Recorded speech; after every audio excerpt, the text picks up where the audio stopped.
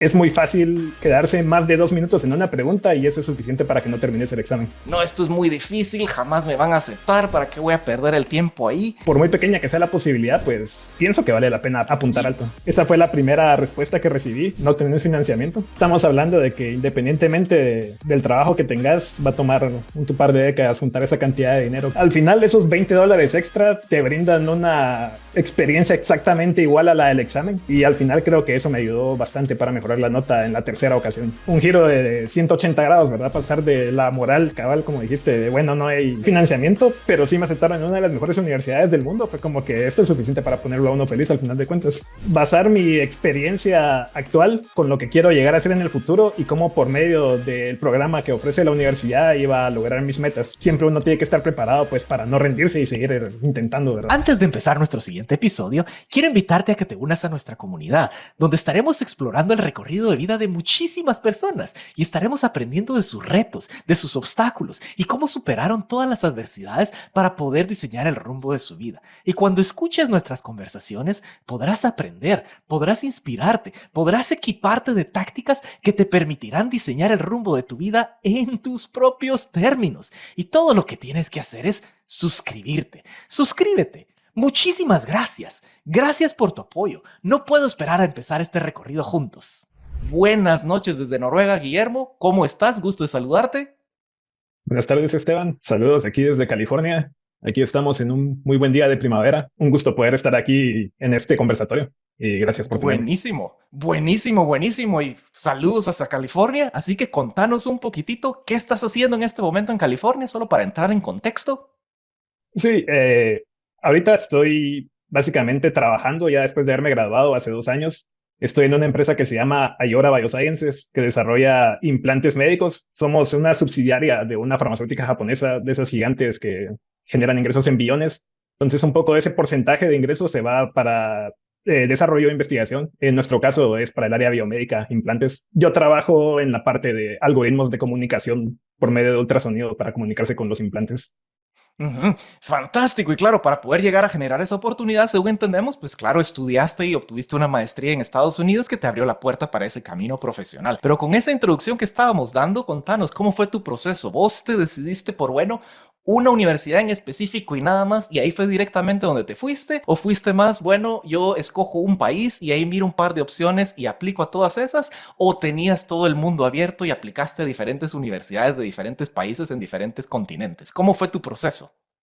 Sí, pues en un inicio diría que opté por la tercera opción de tener el mundo abierto.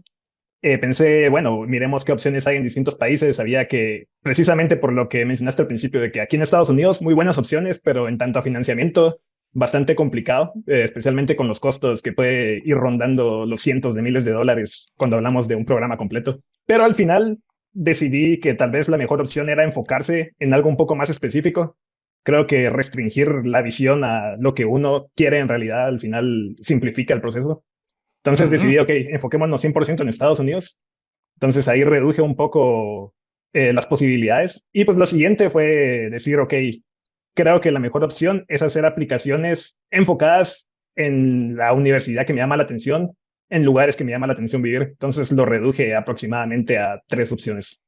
Ese fue mi enfoque final y siempre mi primera opción fue Stanford y pues salió, Y lo ahí cual fue salió, lo mejor. y eso es magnífico, ¿no? Porque prácticamente empezás con ese panorama, ese gran mundo, ese gran universo prácticamente de universidades en todos los países del mundo, y lo vas reduciendo y lo vas reduciendo y lo vas reduciendo, y al final, como decís, lo dejas prácticamente en un país, Estados Unidos, 3 universidades, y te decidís, bueno, según te entiendo, la que más favorita estaba era Stanford, ¿no? Pero ya vamos a entrar ahí más a detalle de cómo se logran esos ejercicios de éxito, pero para dar un poquito más de contexto para los que no te conocen, ¿qué estudiaste en Guatemala? ¿Cuál es tu background?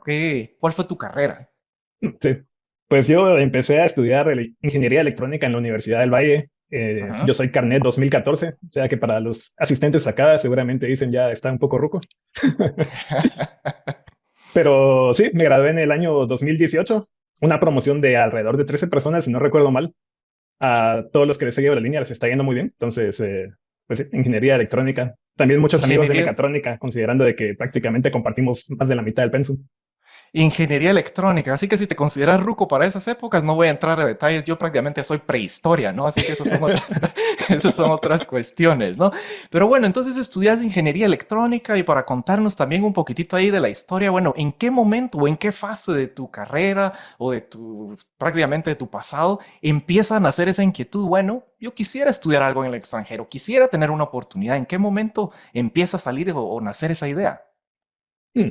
Pues creo que la idea siempre estuvo como que detrás de mi mente casi que desde que empecé mis estudios superiores, pero creo que se empezó a hacer una idea bastante más concreta ya en los últimos años de la carrera, cuando uno empieza a ver temas un poco más complejos y te das cuenta de todo lo que falta por aprender y empezás a hacer esas consideraciones de, ok, si quiero seguir en esta línea de desarrollo profesional, ¿dónde están las Ujú. mejores oportunidades? Entonces ahí es donde surge la idea de, ok, si quiero especializarme aún más en un área científica o de ingeniería, mi mejor opción es buscar un posgrado en el extranjero.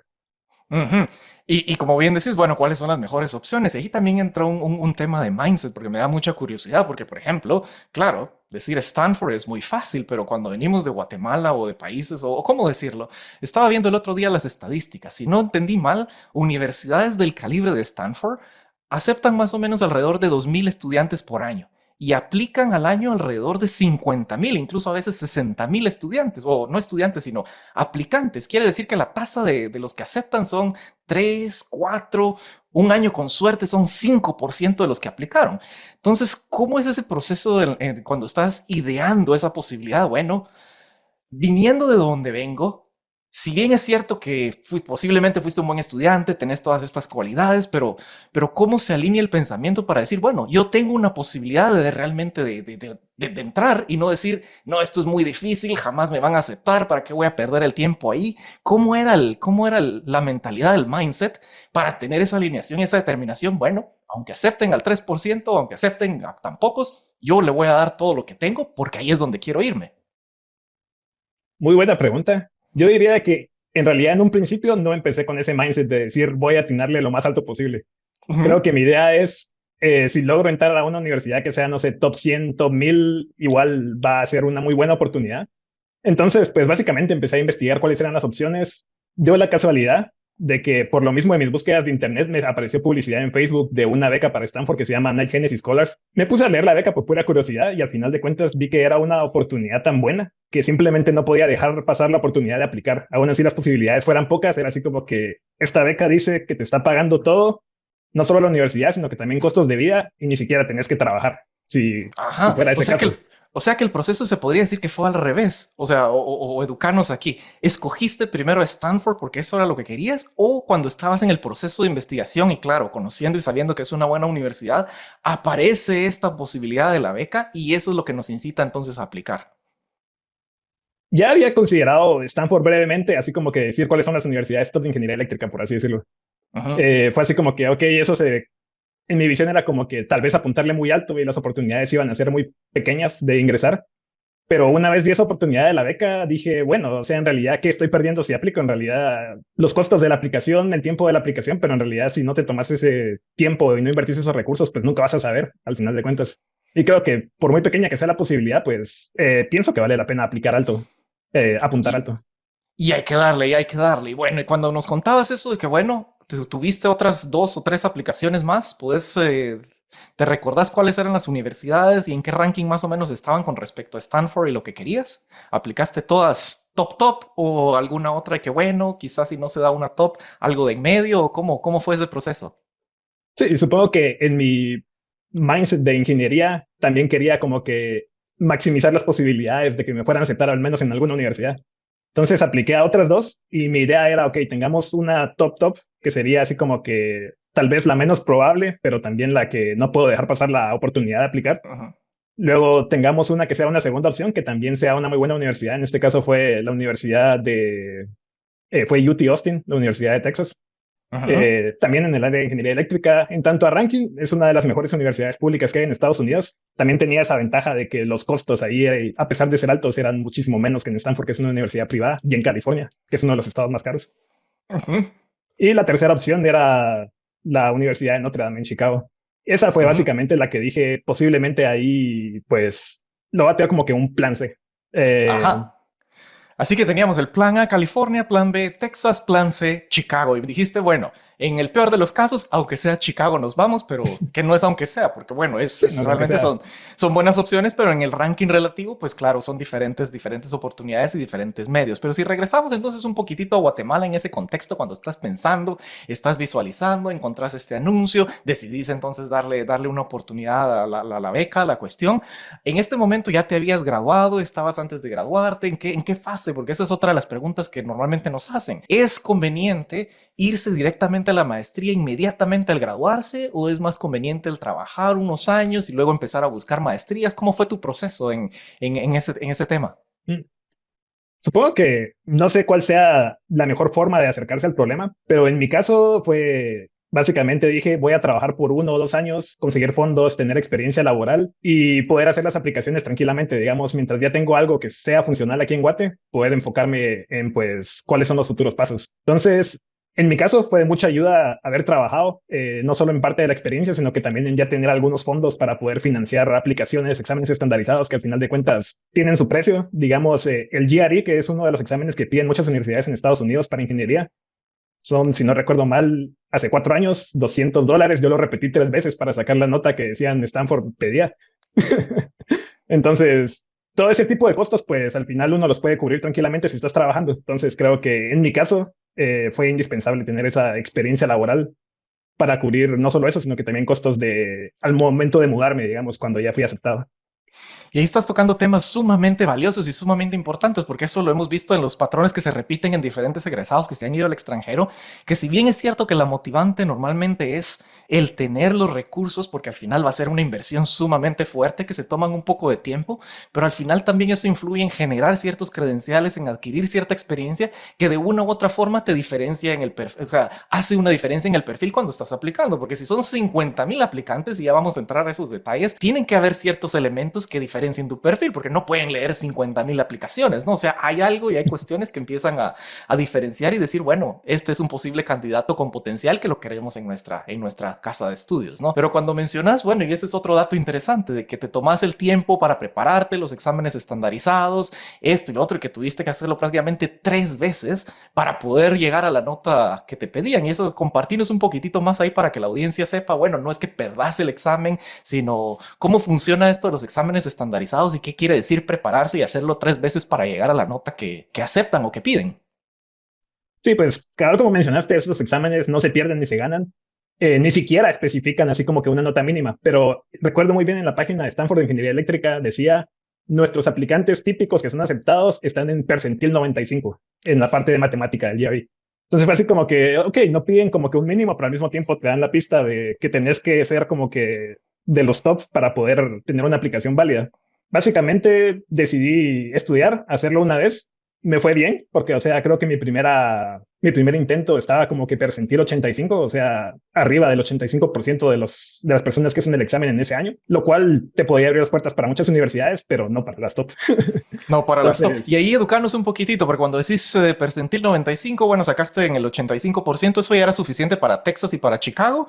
¿O cómo estabas con respecto a las otras dos universidades que posiblemente ibas a aplicar?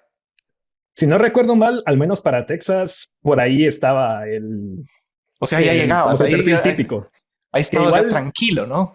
ajá, era como que parte del típico. Igual creo yo que siempre es bueno tener un poco de extra en tu aplicación. Entonces Ujú. también esos exámenes estandarizados puede que sean un poco tediosos, pero al mismo tiempo no sé qué tanto influyan en las aplicaciones, pero mi percepción fue de que fue una parte importante.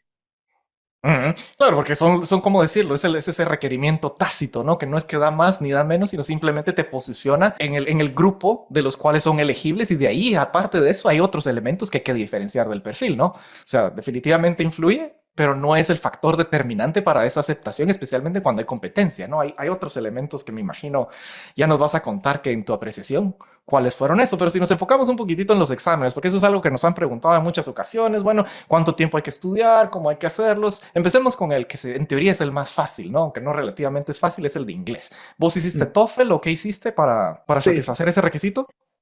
sí, yo hice un TOEFL. Ese solo lo tuve que hacer una vez. Me fue muy bien la primera vez. Creo que una de las cosas que me ayudó mucho, que me dio un poco de risa, fue que para la Ujú. parte de comprensión lectora, recuerdo que había uno de los pasajes que tocaba leer, tocaba temas de termodinámica. Lo cual me dio risa porque al final de cuentas, algunas de las preguntas que me hacía ya me las sabía a pesar de que, o sea, sí leí el pasaje, pero las pude haber respondido sin necesidad de haber leído el pasaje.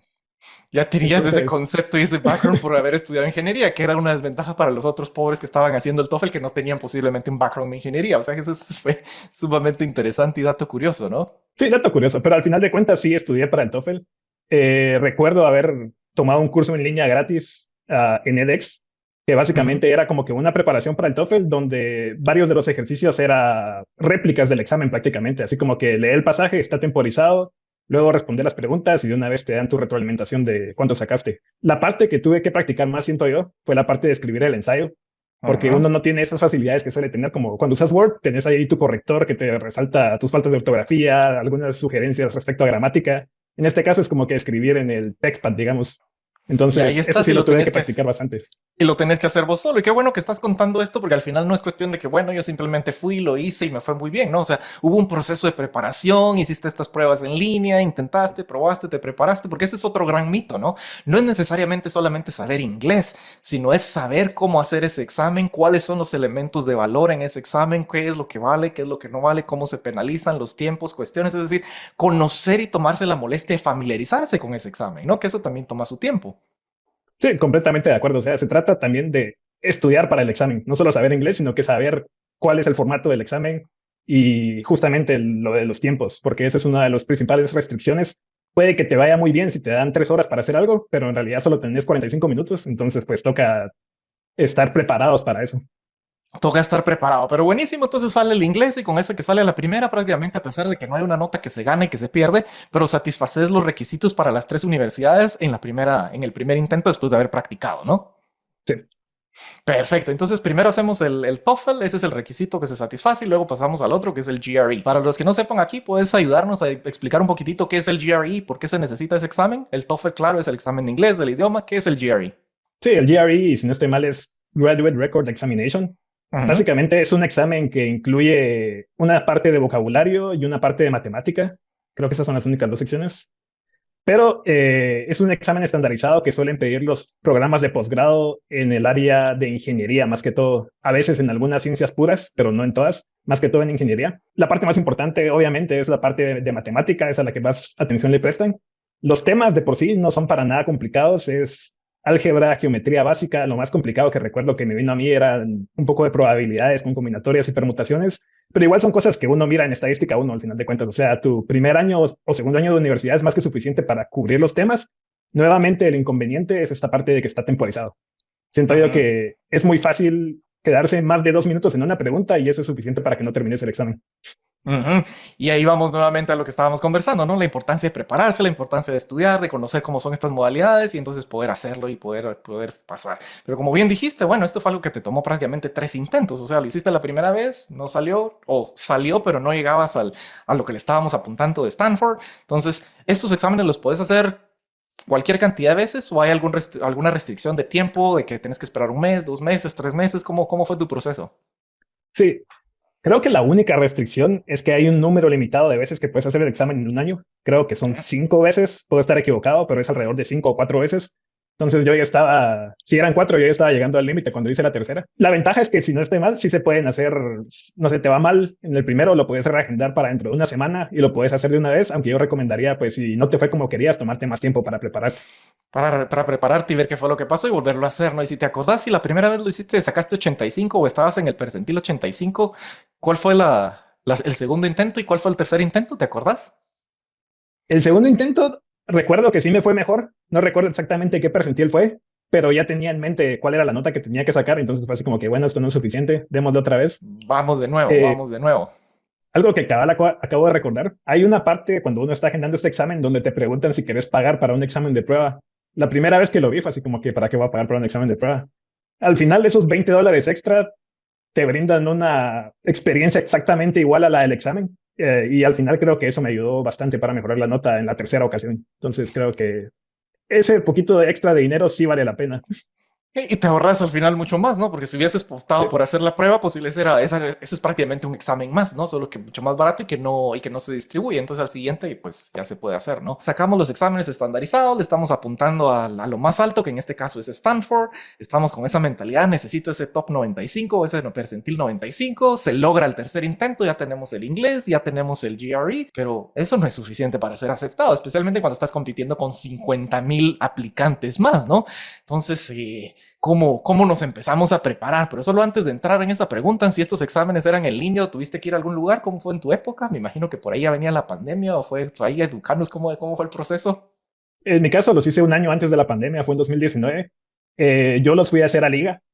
Creo que a partir de la pandemia surge la opción de que ahora también se pueden hacer en línea, pero he escuchado de personas que han tenido problemas porque tienen un programa que monitorea lo que está pasando en tu computadora y hay veces que les ha reconocido como que están cambiando la pantalla o algo así, entonces les anula el examen, lo cual es un inconveniente bastante fuerte porque al final Se pierde perdiste el dinero que todo. pagaste para el Se examen. pierde todo, ¿no? Ajá, Entonces yo ajá. recomendaría en la medida de lo posible ir a hacerlo a la sede de liga si es que se siguen haciendo ahí. Ujú. Ir a la sede más controlado, más tranquilo, evitar retos de que se te cancele. Y me imagino que encima de que se te cancele, de que perdés el dinero, de que perdés el tiempo, posiblemente también puedes perder ¿cómo decirlo? Te cuenta como un intento fallido, ¿no? De los 5 Sí, posiblemente que tenés. O sea, puede ser que incluso influya si fue tu quinto intento. Se acabó y habrá que esperar un año más, ¿no? sí, sí, creería que sí. Entonces, para prevenir complicaciones, sí recomendaría ir a la sede de liga. Por lo general, que yo recuerde, el ambiente era bastante adecuado para realizar los exámenes. Ahí mismo te dan como que papel y lápiz para que puedas, pues, hacer tus cálculos a mano. Te dan todo lo necesario, entonces, Ujú. funciona. Y aquí nos están preguntando también cuál era el nombre de la beca que aplicaste. Ya vamos a entrar más a detalles de cómo evolucionó ese tema, pero si puedes repetirlo ahí para los que están escuchando.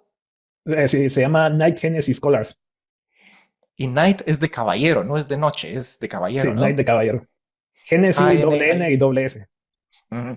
Ahí les vamos a enviar la información después también para que estén atentos. Pero bueno, entonces ya tenemos los exámenes, ya estamos listos, pero como decíamos, esos exámenes son unos requisitos tácitos que no te garantizan una aceptación, una admisión, ¿no? Sino simplemente te permiten pasar como que el primer filtro bueno, sos elegible, tenés las capacidades, tenés el potencial para ser considerado en el proceso. Pero luego hay otros elementos mágicos que me imagino son los poderosos que identifican y definen tu perfil. En algo depende de diferentes programas, ¿no? Pero Educanos aquí me imagino que habían ensayos, habían cuestiones. ¿Qué era lo que te pedían en estas tres universidades que aplicaste? Sí, por lo general el procedimiento era bastante similar. Uno crea un perfil en la página de admisiones, entonces empezás llenando algunos formularios. Por lo general puede haber uno o más ensayos. El más importante siempre es uno que se llama Statement of Purpose, que es básicamente escribir, pues, qué es lo que quieres lograr, por qué quieres estudiar ahí, cuáles son tus motivaciones, cuáles son tus intereses. Ese es al que uno, pienso yo, le tiene que dedicar más tiempo. Y también ahí mismo en el portal está la opción de, pues, poner la información de las personas que querés te envíen una carta de recomendación. Entonces, a las personas que querrás sean tus recomendadores, solo tienes que poner su correo ahí en el formulario y a ellos mismos les llega un link para que envíen sus cartas. Ujú. Y el mismo proceso prácticamente en las tres universidades, porque esa es la ventaja de hacerlo en el mismo país, que son prácticamente los procesos son bastante similares a pesar de que son similares en las diferentes universidades del mundo, pero hay ciertas variantes, en algunas piden video, en algunas piden otras cuestiones, dependiendo de los programas, pero por ser Estados Unidos y que estaban relativamente alineados los procesos, pues entiendo, eran esos ensayos y las cartas de recomendación, ¿no? Entonces entremos ahí un poquitito más en materia y en detalles. En ese momento, cuando estás haciendo los exámenes, cuando ya los pasaste, cuando empezaste a hacer esta aplicación, todavía no estaba resuelto el tema del dinero, ¿no? Habías visto No, ya lo claro. de la beca, pero primero se aplica a la beca o primero se aplica en la universidad. ¿Cómo era la dinámica ahí con esta beca? La dinámica era hacer las aplicaciones en paralelo. Ujú, Incluso mencionaban en la página de la beca que existe la posibilidad de que te den la beca y de que no te acepten de la universidad, lo cual básicamente invalida tu aceptación. Pero sí, creo que al final es para optimizar el proceso porque ambas son aplicaciones largas, o sea, las abren desde, no sé, marzo o algo así, van cerrando como por diciembre. ujú. Entonces, pues son procesos paralelos y pues no te garantizan qué respuesta te llegue primero. Así que no te garantizas y es prácticamente una ruleta. Entonces vos prácticamente hiciste los procesos en paralelo, ¿no? Así como te Sí. lo dijeron. Entonces, pero primero se hicieron los exámenes estandarizados y luego empezaste a ver el tema de la beca y los ensayos. Pues como repetí 3 veces el GRE, al final de cuentas ya sabía dónde los quería enviar. De hecho, ese es otro dato. En la medida de lo posible, es bueno saber a qué universidad vas a asistir antes de hacer esos exámenes, porque ahí mismo al final del examen te deja seleccionar a qué universidades enviar tus notas y eso está cubierto por el costo del examen. Si no escoges universidades ahí mismo, tienes que pagar extra para Hay que enviarlos. pagar y seguir pagando, y entonces no, o sea que optimizarlo y eso es lo bueno ya saber con anticipación a dónde vamos y cuestiones. Pero entonces entremos un poco más en materia en eso de cómo se hacen esos ensayos ganadores, ¿no? Porque ya mencionaste dos cosas, el ensayo y las cartas de recomendación. Empecemos con el ensayo. ¿Cuáles son? Porque al final cualquiera puede escribir, bueno, yo quiero ir a estudiar ahí con ustedes, soy un buen estudiante, quiero hacer esto y acéptenme, yo voy a ser el mejor del mundo, ¿no? Pero eso es muy vacío, ¿no? ¿Cuáles son los elementos claves o los elementos de éxito en tu opinión para escribir un ensayo ganador y cómo te preparas para hacerlo, ¿no? Y especialmente en una universidad de alto nivel que, como hemos platicado, reciben 50,000 ensayos, ¿no? Sí, creería yo que lo principal es no enfocarse en un ensayo genérico, así como acabas de mencionar. Es hacer un ensayo que vaya enfocado a la universidad específica a la que querés aplicar, al programa específico y en la medida de lo posible hasta mencionar, en mi caso, maestría, cursos específicos, asumo que doctorado, pues hay otras consideraciones como temas de investigación. Pero en el caso de maestría, yo incluso mencioné mi trabajo de graduación en la Universidad del Valle, cómo eso me motivó a querer seguir aprendiendo en ciertas áreas, cuáles eran mis planes para querer seguir mi desarrollo profesional. Mencionar también al final el área en la que está Stanford, por decir, está en el área de la Bahía, que es Silicon Valley prácticamente, un hub de tecnología increíble. Entonces, todas esas oportunidades, pues también las mencioné ahí en ese ensayo. Ajá, es prácticamente como decirlo, si quisiéramos hacer una analogía, es como una carta de amor, ¿no? No le vas a escribir una carta de amor genérica a 10 posibles candidatas, ¿no? O sea, hay que enfocarse en esos detalles específicos de lo que te atrae, de lo que querés, de lo que puedes hacer, de la contribución que se puede hacer juntos, de los proyectos de vida que se pueden hacer juntos, ¿no? Y como cuáles son tus motivaciones que te llevaron a eso. ¿Y cuál fue tu trabajo de graduación? Solo para tener el contexto y cómo se fue armando ese bonito ensayo. Pues yo cuando estuve en la del Valle teníamos una banda con unos compañeros ahí de la carrera. Entonces nuestros tres proyectos de grabación eran enfocados en música. Entonces Ujú, la mía tenía un título llamativo, era algo así como síntesis de audio utilizando sistemas caóticos, algo por el estilo. Que ujú. básicamente la idea era agarrar ecuaciones diferenciales que las soluciones son caóticas, esa es una definición matemática, no es pura caos, digamos. Ujú. Pero usar esas soluciones en tiempo real para generar audio y pues yo lo incorporé en un sintetizador, digamos, era como que puedes usar tu teclado para generar las notas por medio de resolver ecuaciones diferenciales en tiempo real. Eso era lo que hacía básicamente. Fantástico, fantástico. ¿Y eso te sirvió? ¿Eso lo pusiste como de referencia o algo en lo que querías seguir haciendo en el posgrado? ¿O cómo lo relacionaste? ¿Cómo vinculaste esta experiencia pasada en el futuro?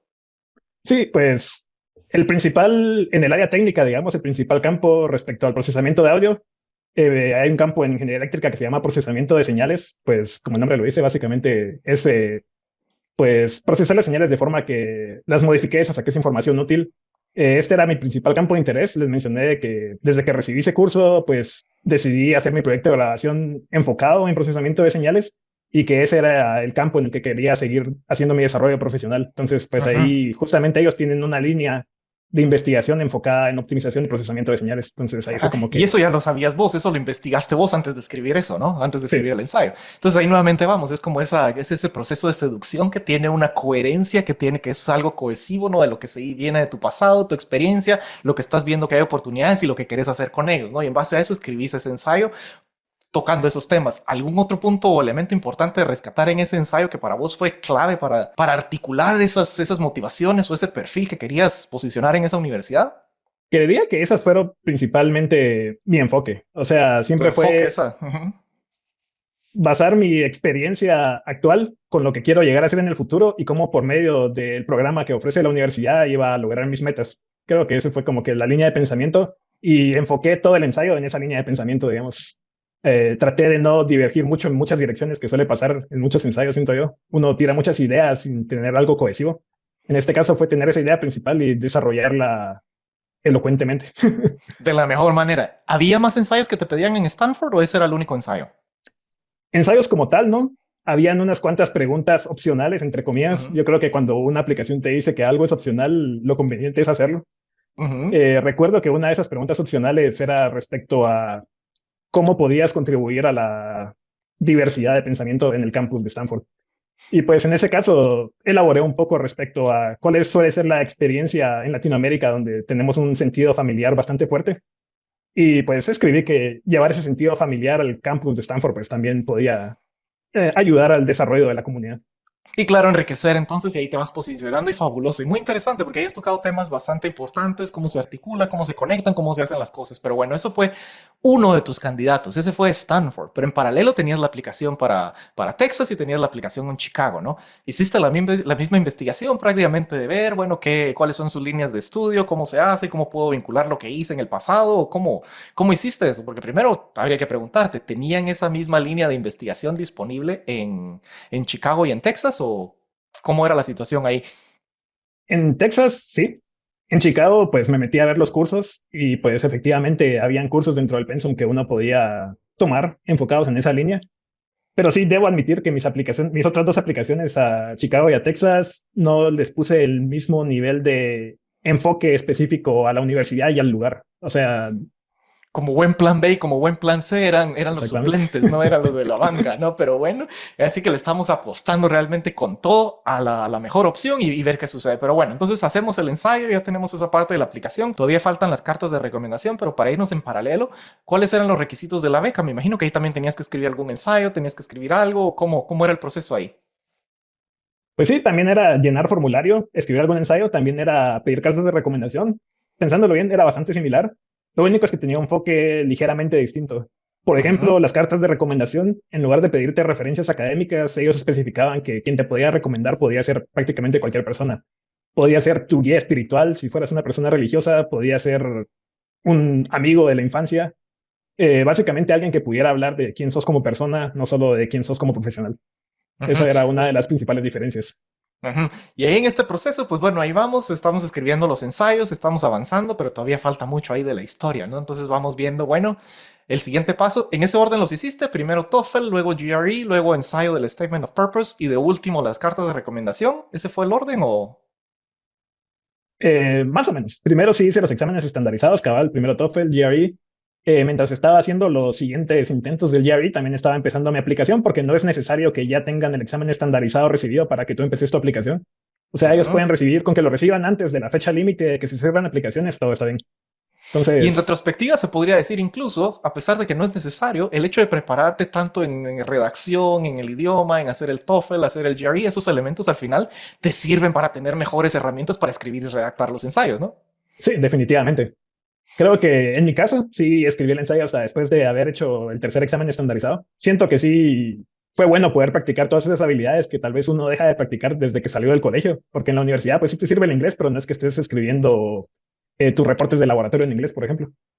Correcto, correcto. Estos ya a veces hasta resultan ser más casi que poemas, ¿no? Tiene que tener cierta estructura, tiene que tener cierta narrativa cohesiva que sea atractiva y no solamente muy, o sea, hay estilos de redacción, ¿no? Que son importantes, que no son algo que se estimule en el ámbito académico en el que estamos, especialmente cuando el idioma que manejamos es el español, ¿no? Entonces ese es un dato importante e interesante. Pero bueno, sigamos avanzando, ya prácticamente tenés tu ensayo ganador, ya tenés tus cuestiones. Y luego viene el tema de las cartas de recomendación. ¿Cómo se hacen esas cartas de recomendación? ¿A quién se las pedís? ¿Qué elementos ganadores crees que son importantes rescatar que influenciaron para tener una buena recomendación? ¿A quién se la pedís?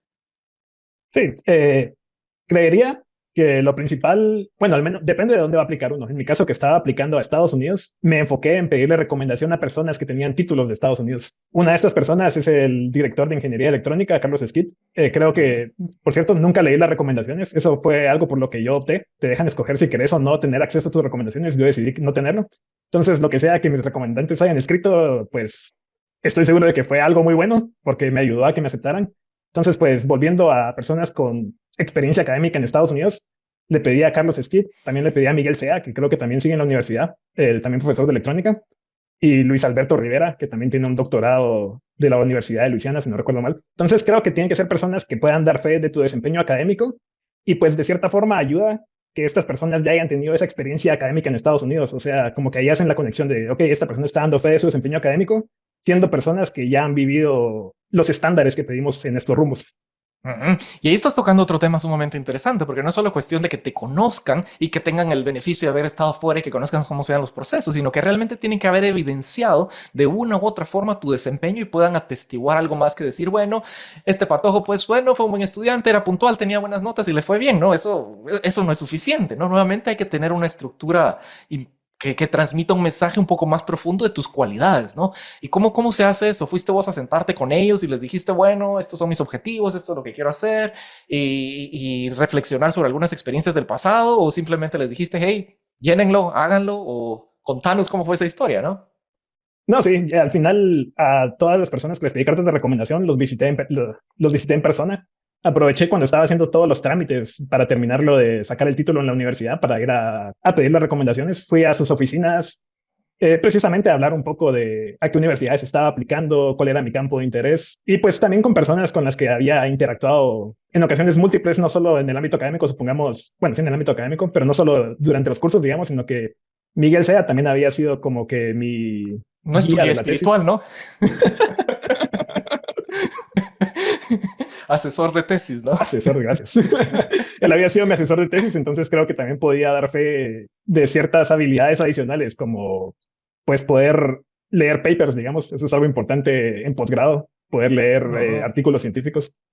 Ujú. Y tema nuevamente sumamente valioso, es decir, el que estas personas hayan tenido una relación directa en diferentes actividades, no solamente que te hayan dado clases, ¿no? Sino que hayas participado en proyectos con ellos, en este caso, bueno, fue tu asesor de tesis, ahí hay una relación un poco más profunda que puede evidenciar, que puede documentar, que puede atestiguar de ciertas cualidades importantes para tu proceso, ¿no? Los otros dos, ¿en qué capacidad te relacionaste? ¿Fueron solamente catedráticos tuyos o trabajaste algún proyecto especial con ellos o fuiste su auxiliar o contanos alguna, esos elementos importantes que al final ayudan en esas recomendaciones para fortalecer esas recomendaciones, ¿no? Pues Carlos Skid, siendo el director de la carrera, creo que fue el primero de ellos que conocí. De hecho, fue posiblemente quien me motivó a estudiar ingeniería electrónica. Recuerdo haber ido a la expo de la del Valle y justamente en el Ujú, stand de ingeniería electrónica, pues ahí nos dieron muy buena información, diría yo, ujú. respecto a la carrera y al prospecto profesional que ofrece. Y pues a lo largo de la carrera, siendo él el director, pues tuve interacciones desde primer año hasta que me gradué. Él estuvo también en mi terna de tesis.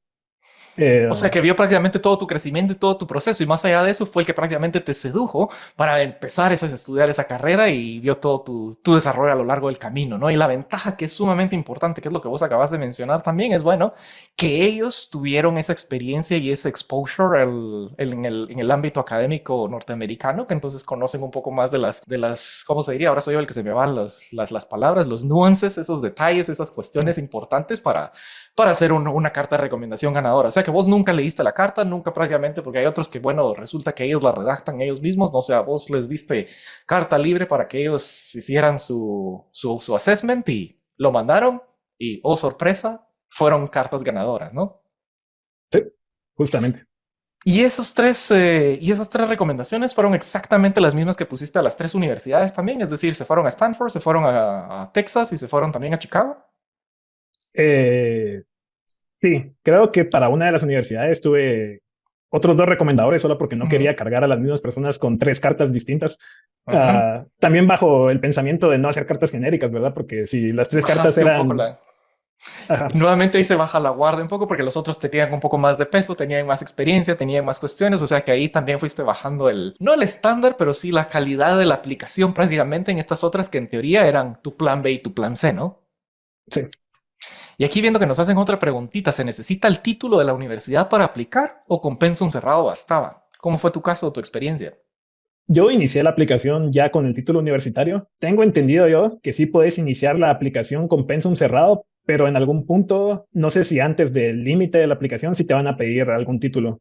Creo que por eso mismo es que la Universidad del Valle ofrece este título que uno puede sacar en cuarto año, el BS, precisamente porque puedes utilizar ese título como para decir, ok, ya tengo mi título de pregrado para hacer esa aplicación y tal vez, no sé, que te acepten ya cuando te estés graduando en quinto año.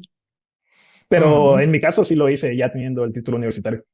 Y que adicionalmente cuando vas con ese mindset de que, bueno, me voy a ir a Estados Unidos, necesito todos estos recursos para pagar estas universidades que son obscenamente caras, ¿no? Porque necesitas financiamiento de al menos 100,000, $150,000, dependiendo cuál sea el programa, en algunos incluso más. O sea, hay que tomarse el tiempo. Entonces, esos años que trabajaste, ¿cuánto tiempo trabajaste o cuánto tiempo estuviste después de que te graduaste, que empezaste el proceso de aplicación? Trabajé aproximadamente por un poco menos de 2 años. Empecé a Ujú, trabajar 2019, cada vez me gradué en el ujú. 2018 y me estaba yendo para Stanford en agosto del 2020. Entonces, como un año, 8 meses más o menos. Ujú. Y me imagino que a pesar de haber salido de la mejor universidad del país, a pesar de haber salido posiblemente de una de las mejores facultades de ingeniería de la región, el trabajo que se obtiene al graduarse posiblemente no es suficiente para pagar una matrícula de estudio de $150,000, ¿no? O sea que hay que conseguir financiamiento para pagar eso, ¿no? Definitivamente, sí. Estamos hablando de que independientemente del trabajo que tengas, va a tomar un par de décadas juntar esa cantidad de dinero, creería yo. Y entonces aquí vamos de nuevo de lleno al tema del financiamiento, que es la pregunta medular, ¿no? Bueno, bonito, a pesar de que parece difícil y un poco increíble que a uno lo acepten y cuestiones, pero al final, ¿cómo se mentaliza y cómo se obtienen esos recursos? Porque como bien nos dijiste, estaba la beca, empezaste a aplicar en paralelo, cuestiones. ¿Cómo se fueron dando entonces los resultados y las cuestiones aquí? ¿Qué vino primero? La aceptación o las decisiones de beca de las universidades. Contanos cómo fue el panorama después de que se envía el paquete. Se envía el paquete de aplicaciones a Stanford, a Texas, a Chicago. ¿Y qué pasa después?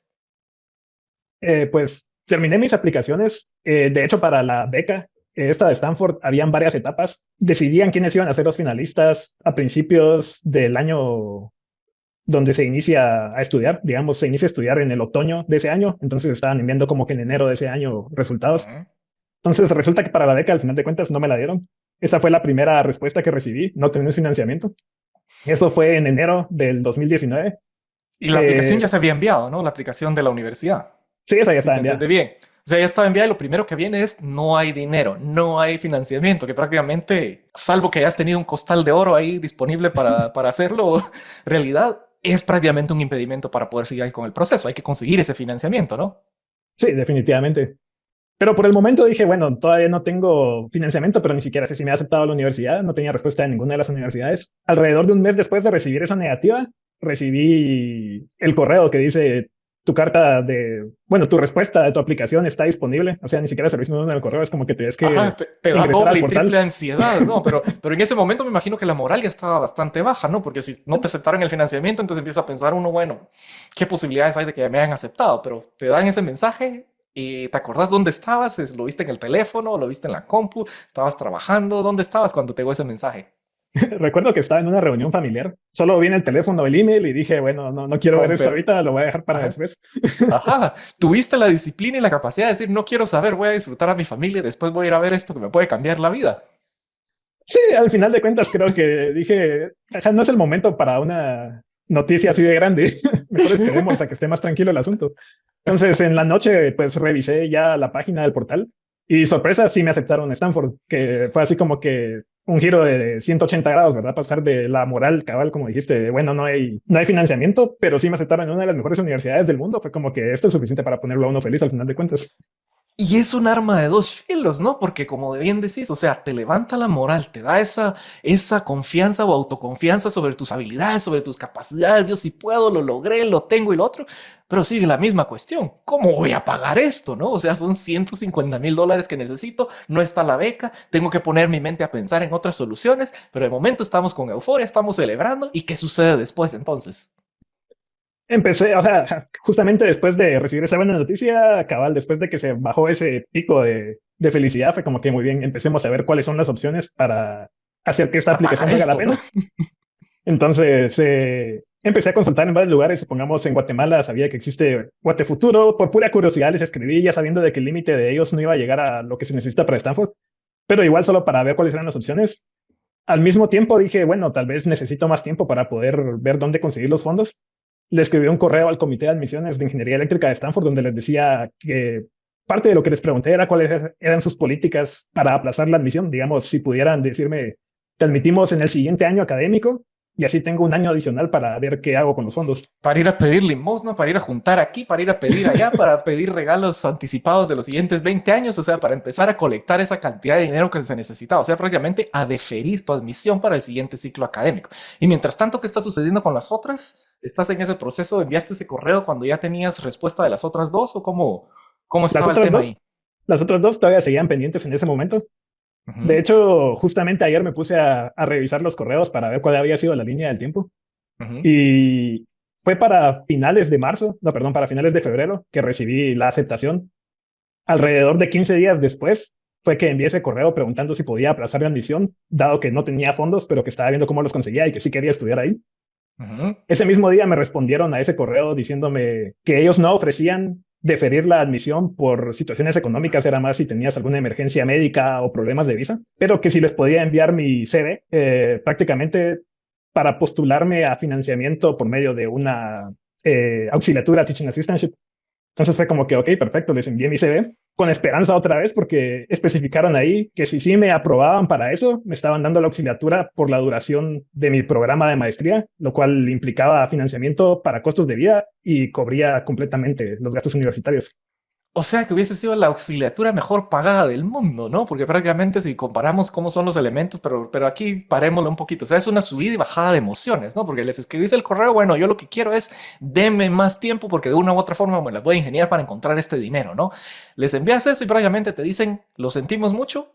Se puede hacer diferir esa admisión, pero solamente en casos especiales de salud, de visa, legales. Pero si usted lo que no tiene es pistos y lo que no tiene es dinero, prácticamente eso no funciona. Entonces me imagino que ahí cuando lees esa frase, pues es otro bajón, ¿no?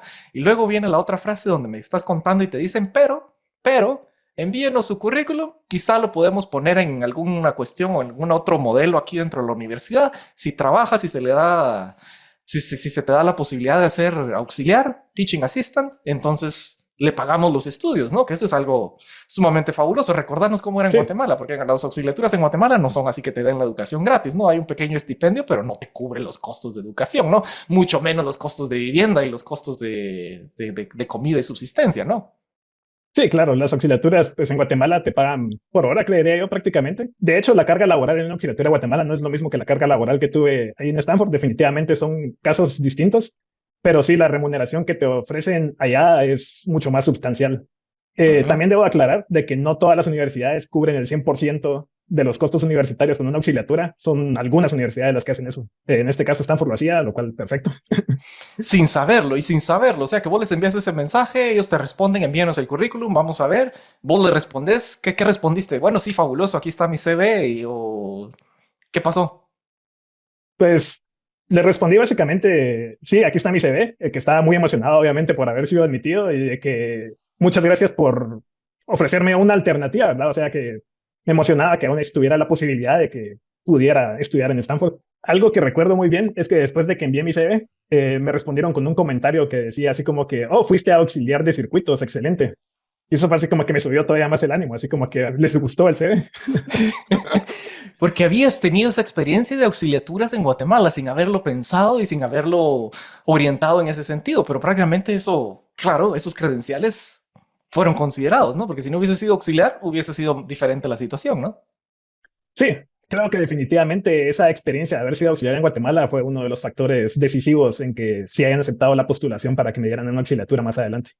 Ujú. Porque me imagino que igual de la misma forma había mucha competencia, ¿no? Pero bueno, o sea que eso es otro tip de oro, ¿no? Que sin haberlo pensado, cuando tengas la oportunidad y si es algo que se alinea con lo que te gusta, con tus objetivos profesionales, si quieres seguir una maestría, si quieres seguir un posgrado, ya sea por investigación o por auxiliatura, se puede obtener cierto financiamiento en esos sistemas americanos, especialmente si tenés ese background, esos credenciales de que lo has hecho, ¿no?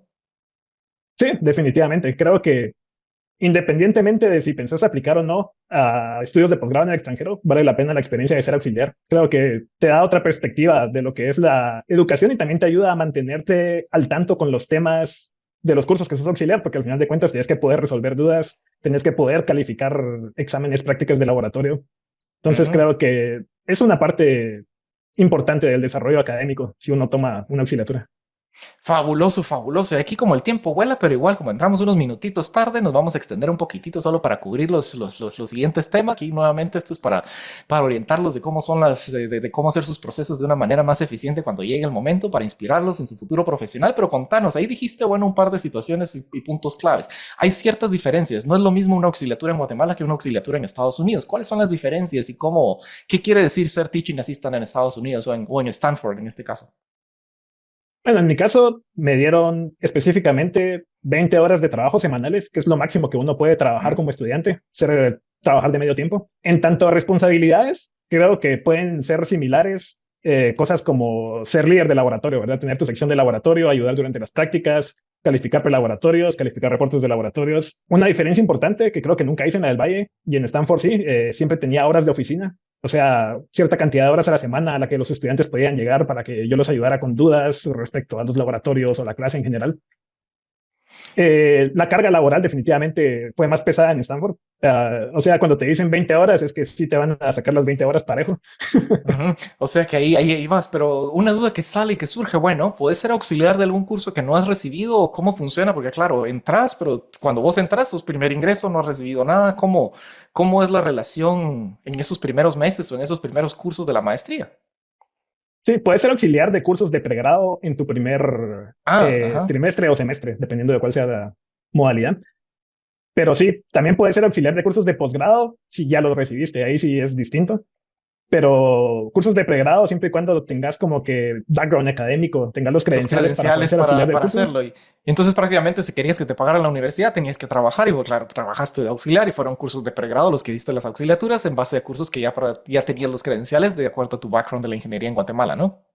Sí, precisamente. Y justamente decidí optar por los cursos más básicos posibles, porque quiera que no, ahí te llegan con preguntas de nivel de posgrado a veces los que están en primer año. Claro, el Entonces, ambiente es sumamente competitivo, especialmente como ya hemos hablado, bueno, el calibre de la universidad, pero aquí solo contamos para terminar de cerrar esa historia, o sea, y mandaste ese currículum, mandaste esos credenciales que ya había sido auxiliar, te contestan y qué sucede con las otras dos universidades y cómo se va, cómo es esa línea del tiempo que nos contaste, que investigaste. sí, ese mismo día que les envié mi CV, me llegó otro correo aparte donde decía como que has sido postulado para recibir una auxiliatura durante tu maestría. Ujú. 10 días después me llegó el correo que decía que había sido aprobada la postulación. Entonces ese fue el punto final, ¿verdad? Donde dije, bueno, ya todo está resuelto. O sea, fue ese correo que te cambia la vida. Esto fue para festejar y para brincar, ¿no?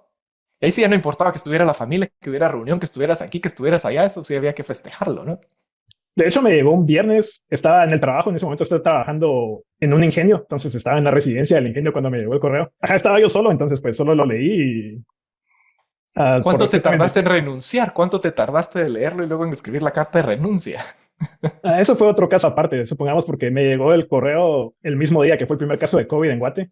Entonces, de ahí Ajá. estuve el resto del año con la incertidumbre de si me podía ir ese año o hasta el siguiente, pero por los asuntos de la pandemia sí podía deferir la admisión, entonces eso no era un problema, ya estaba asegurado, pero al mismo tiempo no quise renunciar inmediatamente sin saber si me iba a ir este año o el siguiente. Ujú. Y entonces aquí haciendo una pequeña reflexión, básicamente cuando vos te das cuenta que no tenés los recursos, que necesitas más tiempo para poder acceder al programa, lo que haces es enviar un correo preguntando, ni siquiera preguntándoles por dinero, sino preguntándoles, bueno, ¿qué puedo hacer para deferir mi admisión?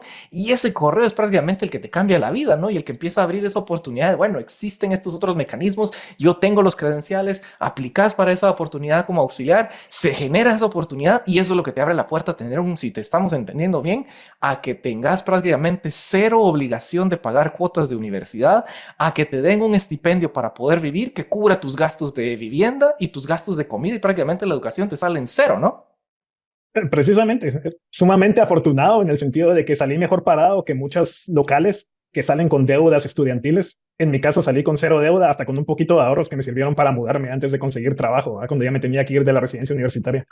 Increíble y fabuloso. Y otra reflexión adicional, que fabuloso que lo acabas de decir, ¿no? O sea, prácticamente te sale mucho más barato estudiar en Stanford que estudiar en Guatemala, ¿no? O sea, eso es empezando por ahí. Y luego cuando te vas Técnicamente. allá, técnicamente, no solo te sale más barato, y todavía cuando estás en Stanford te sale incluso mucho mejor que cualquiera de los otros locales. Y ahí y otro elemento sumamente importante de rescatar, que también lo hemos visto y lo hemos conversado en el pasado con otros egresados, es bueno, que está esa limitante de que si me voy, entonces tengo esa restricción cuando me dan becas, cuando me dan subsidios, que tengo la restricción o la obligación o el impedimento de quedarme el tiempo que yo quiera para potencializar mis habilidades, tener experiencias, esto y lo otro. Y como esto es directamente con la universidad, esto es directamente una relación de dependencia, es decir, un trabajo, no existe ese tipo de restricciones, ¿no? Prácticamente vos sos libre de hacer lo que querrás como querrás al momento de graduarte, ¿no? No tenés ningún compromiso o restricción de regresar a tu país de origen ni nada de esto, ¿no?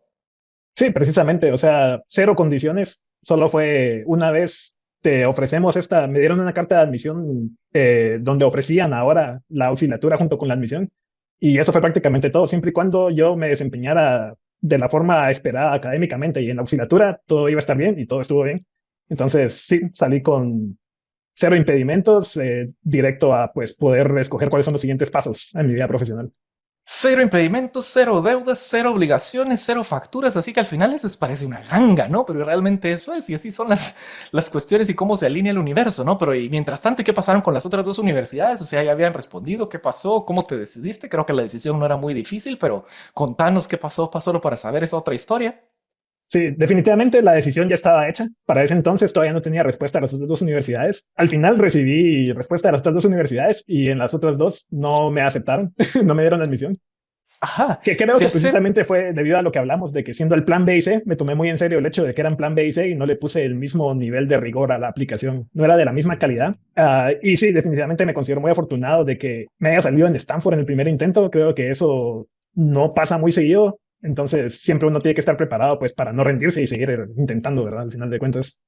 Y quizás ese sea el elemento más valioso de rescatar, ¿no? El nivel de dedicación que le pones a la aplicación, no simplemente de escribir bonito, sino de realmente alinear todos esos elementos de éxito que mencionamos al hacerlos, primero al dedicarte a hacer tus exámenes y tener cierto estándar, luego al hacer esos ensayos, de alinearlos, tener esos mensajes cohesivos sobre lo que has hecho, lo que querés hacer, cómo se alinean las oportunidades que te ofrece esa casa de estudios con respecto a tus aspiraciones profesionales en el futuro, tener esas cartas de recomendación de alguien que pueda atestiguar tu perfil, tu desempeño y que a la vez tenga conocimiento de cómo funciona el sistema americano. Todos esos elementos de una u otra forma coincidieron. Me imagino que también la experiencia laboral que tuviste, aunque no tuvimos chance de tocarla mucho, pero algo tuvo que influir en el sentido de que, bueno, no sé si la metiste o si la incluiste entre claro, iba entre tu CV, entre tu aplicación, de alguna u otra forma, ¿influyó en tu opinión la experiencia laboral? Creo que hubo un aspecto que pudo haber influenciado un poco. Recuerdo en una de las preguntas del formulario de Stanford, no recuerdo exactamente cuál era la pregunta, pero me permitió elaborar un poco en cuáles son los principales retos que uno afronta como estudiante internacional. Creo que Ujú. uno de esos retos es que prácticamente estás yendo a vivir solo a otro lugar, lejos de tu familia. Quiera que no, uno cuando lo mira a futuro es como que eso no se mira tan complicado, pero ya una vez estás empezando a irlo a vivir, es algo con lo que uno tiene que lidiar. Y pues yo les escribí ahí como que en mi trabajo actual tenía que vivir en la residencia del ingenio, lo cual Ujú. ya tenía un poco, ya estaba mentalmente preparado para lo que significaba irme a vivir a otro lugar solo y estar lejos de mi familia para pues Ujú. seguir buscando mi desarrollo. Ujú. O sea que ahí sí que cómo se alinean todos esos elementos, ¿no? Porque si bien es cierto que tu objetivo profesional posiblemente no era el estar en un ingenio el resto de tus días, pero esa experiencia de haber estado fuera del hogar, de haber vivido lejos, de haber hecho esto y que lo proyectaste como, de cierta forma, como un credencial de experiencia, de una u otra forma, pues fue valorado en esos procesos, ¿no? Pero me imagino que algo que estará presente y que aquí podrían preguntarte es, bueno, yo también me quiero ir a Stanford, yo también quiero aplicar, muy bonito que me diste aquí unos elementos, pero quiero un poco más de ayuda, quiero un poco más de cuestiones. ¿Qué consejos nos das? ¿A qué recursos o qué lugares o cómo educarnos un poquitito más a detalle para hacer estas aplicaciones de alto nivel? O incluso mucho mejor si quieres compartir tus datos de contacto si alguien tiene alguna duda y quiere aprender un poco más a detalle de tu experiencia. Pensaría que consejos respecto a recursos, diría que siempre las páginas de las universidades tienen muchísima información importante. O sea, tómense el tiempo de leer las páginas de las universidades, de los programas específicos. También todas las universidades que tienen posgrado tienen páginas para estudiantes internacionales donde dan muchísimos consejos respecto a los procesos y las cosas que uno tiene que preparar. Creo que eso también es fundamental. Y en Guatemala, yo recuerdo en algún punto también me contacté con Education USA, que ellos trabajan en el IGA, y pues también pueden dar cierta guía respecto a cómo hacer una buena aplicación, en tanto a la parte de la redacción, digamos, y elementos que las personas suelen buscar al momento de leer un buen ensayo. Fantástico, buenísimo.